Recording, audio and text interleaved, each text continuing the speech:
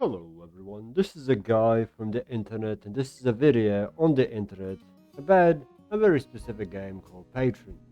Now, putting aside the worst intro ever recorded in the history of the world, is Patron a bad game?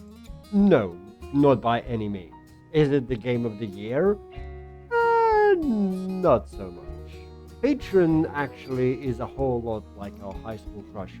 It's an idea that we've been obsessed over for likely 3, 4, 5, 6 years, but inevitably we all grow up and we look back and we realize, holy crap, that girl was cute.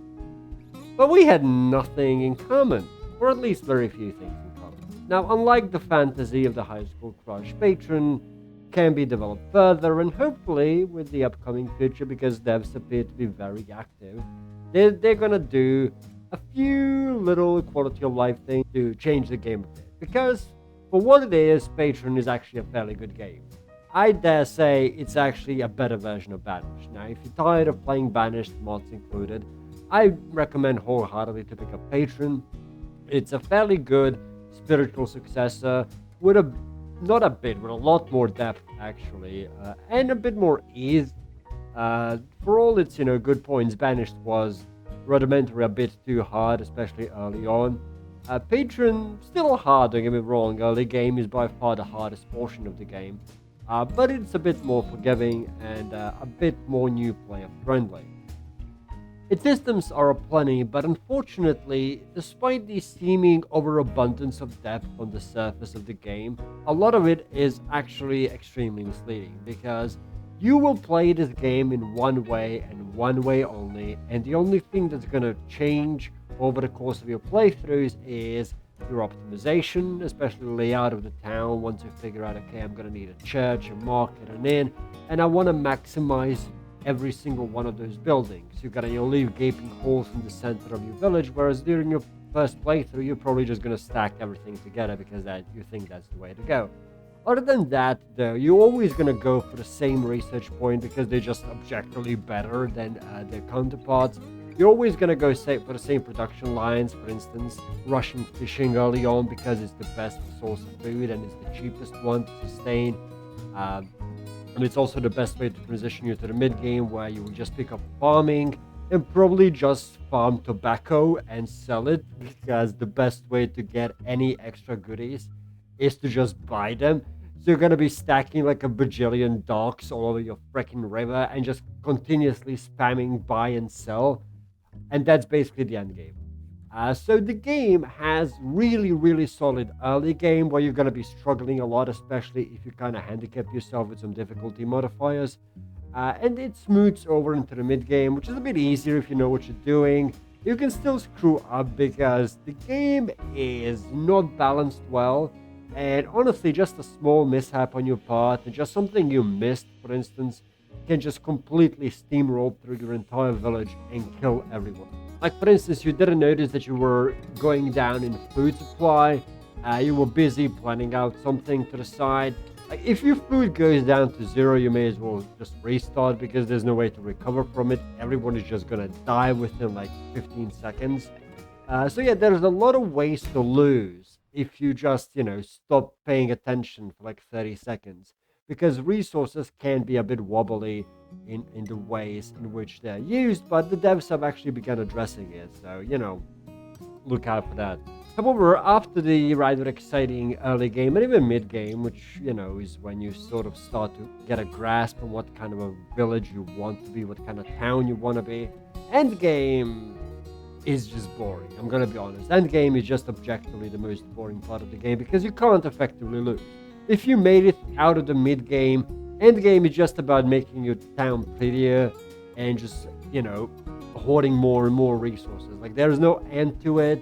Eventually, you're gonna uncover the Patron Mansion right in the research, and you're gonna think, oh, this is exciting. You're gonna plop it down, nothing's gonna happen, and the rest of the game is literally you just having overabundance of one or two or three things and just selling them for gold and then using that gold to buy the things you can't possibly make by yourself. It's just a very boring trading game. It becomes a boring trading game toward the end game. And I'm hopeful that they're going to address this massive fall off into future patches and future content updates, because honestly, it shouldn't be this easy. It shouldn't be this easy. There should be certain challenges, because at a certain point you just hit this critical mass where you just get showered in gold. Like, for instance, you go from having a couple of thousands of gold coins here and there, that you can spend and buy the most necessary things, to suddenly having tens of thousands that you can't possibly spend.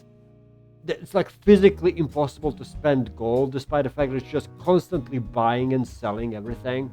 So yeah, there's that critical point that has to do with population, taxes, and certain, I don't know what they're called, basically laws that you enact as the mayor of the town.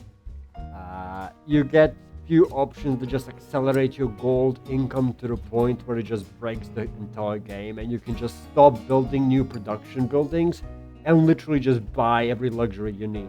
Additionally, the last class actually that you can get access to, which is Gentry, I haven't actually unlocked it, despite the fact that I effectively cannot lose in my current playthrough, my main playthrough rather. It takes so long that I've actually unlocked almost every single research point. Like, I'm almost unlocked everything, and I have like 7 merchants in my town and 0 Gentry. So, it's disproportionate as all hell, because now I'm producing goods and luxuries for upper classes that I don't have. So I have to sell them, and I make a lot of gold on top of the gold that I already have, because I've been selling tobacco for like a bajillion freaking years. It's the easiest thing to sell, and it's the easiest thing to grow, and people use it sparsely, so you can just sell it. So it's all sorts of weird. But if I'm being honest, the biggest negative for me of the game is that you can't effectively create a self-sustaining town. It's physically impossible, actually, because the game is not balanced all that well. You will eventually run out of lumber. Like, even if you just keep plopping down forest huts, you will just eventually run out of lumber, and you're gonna have to buy it off the market. Same thing with coal. Like, during the winter, you're gonna be burning through coal like crazy, despite the fact that you have like 40,000 of firewood that people don't want to use for some freaking reason. So yeah, it's really not possible to create a self-sustaining town. You kind of have to rely on trading, even if you're not a player who enjoys trading. You just gotta keep building docks one after another. Just consume your entire river, your entire lake, and just docks and fisheries. And eventually, you're still gonna have like 40 people without a job, because you don't have any jobs to assign them to. So you just keep building new farms and growing more tobacco, and just getting the entire freaking world apparently addicted to it, because I must have grown so much tobacco that there's a surplus even on mainland, but they just keep buying it, and I don't know, man. Ever since coming out, the game has actually gotten 3 patches. Obviously, they were minor patches, just doing some, balancing and bug fixes. But it's hopeful to see that the developers are this active and really in tune with the community, because they do respond to a lot of the posts on Steam. Eventually, they obviously have plans to allow for mod support and release mod tools, so I'm looking forward to that. Hopefully, there's going to be an active community when that comes out. That's going to be able to generate a bit more content, especially toward the late game. I feel like they have the early game mostly nailed down, the way you kind of struggle early on with the lumber and firewood and food, and trying to find a balance between pushing into the expansion and just sort of keeping it steady and waiting to accumulate a few extra resources. So that part of the game is really well done. And even the mid game, once you sort of start expanding and building extra few production lines, getting your first luxuries, it's really fun, because you can screw up if you're not careful. You can just invest a bit too much into something, and suddenly you run out of firewood and your people are freezing to death, and you gotta restart. But the problem really begins once you enter that sort of late mid-game into the proper end-game part, because you hit critical mass, and it's just effectively impossible to lose. Even if I literally just stand around doing nothing, eventually I'm gonna run out of lumber, but that's pretty much the only thing that's gonna happen, because you can't self-sustain. But for that, you have merchants, and you're constantly swimming in gold. Like, I have tens of thousands of golds in my playthrough, and I'm literally continuously spamming sell and buy, and mostly buy, because I just like having extra stuff around. So yeah, those are just a few tiny issues that I have. I'm absolutely having a fantastic time. My current main playthrough is on the default settings.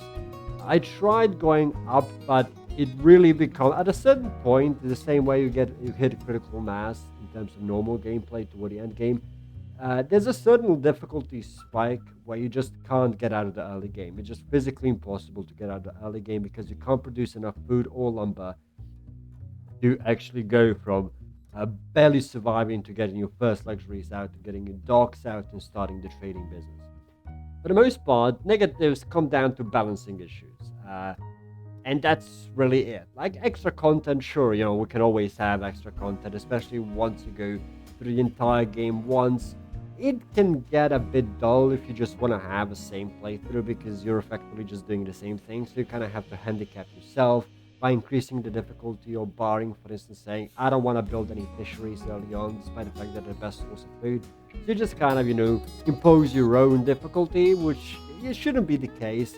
I wish the research tree, which is a great idea, I wish it was a bit more diverse and a bit more choice driven, because as it stands, there's really no choice. Like you have options that you're always going to pick first, and eventually when you just, picked what you need, you're just going to pick the extra luxuries, like gold mine. You don't need a freaking gold mine. Nobody's going to go down that path primarily. You're going to pick up gold mine once you researched everything else that you need. Anyway, that was my brief, short, kind of ish review. Patron. It's a pretty nifty game if you're into city builders like Banished and Foundation. I definitely recommend picking it up. It's like $20. It's not that cheap, I would say, but it's not even that expensive. It's definitely worth the price. I'm about 8-9 hours into my first playthrough, and this is discounting how many hours I've actually spent in the demo version because I've been up in this game for a few months now. And I definitely recommend it if you're city builders. If you are the outsider looking in, maybe pick it up because, as I said, it is easier than Banished and a bit more in depth. But it's still difficult, and you're still gonna have a lot of growing pains. If that's not your thing, maybe it's not the genre for you. Anyway, hope you guys made a decision based off of this review. If you have, let me know. If not, go do some more research. That's always a good thing. Get a second opinion. Thank you for watching, and I'll see you guys some other time. Cheers!